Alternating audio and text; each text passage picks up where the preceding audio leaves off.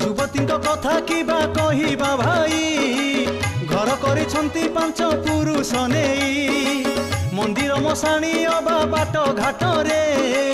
युवक युवती प्रेम छक बांक रे आह तांको वेशभूषा अध नंगुली आंगुठी देखिले देवे बाहाकु गिली पापरती पाई हुए पाप गौरव भ्रूण हत्या दोष पुणी कले सरव कौड़ी बदले पुणी बिकिले देह एही कली जुग नीति केमिति कह युवती कनिया पुणी मेलिते करी